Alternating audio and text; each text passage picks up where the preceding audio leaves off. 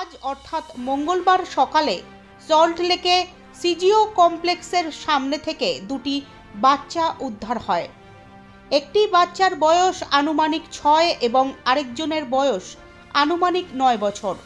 বাচ্চা দুটোকে গতকাল অর্থাৎ সোমবারে ওদের মা ওখানে রেখে গিয়েছে বলে প্রাথমিক তদন্তে জানা গিয়েছে। বাচ্চা দুটিকে গতকাল তাদের মা সিজিও কমপ্লেক্সের সামনে ছেড়ে দিয়ে গিয়েছে। মঙ্গলবার সকাল 8:35 নাগাদ নর্থ থানা উদ্ধার করে ওই বাচ্চা দুটিকে। পুলিশ যেটা তদন্তে নেমে জানতে পেরেছে, প্রাথমিকভাবে পারিবারিক বিবাদের জেরেই এই ঘটনা ঘটেছে। ঝগড়া করেছিল? হ্যাঁ, বাবা বাড়িতে থাকে? বাবা কি রে, বাবা বাড়িতে থাকে? বাবা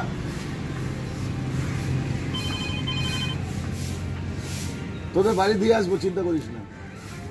বাবা কি জল খা, বাবা জলটা খেয়ে জলটা খেয়ে বোনা ওই সাথী বল, কিচ্ছু হবে না, তোর ভয় কিছু নেই। ওই সাথী জলটা খা, জলটা খা, জল খা, জল খা,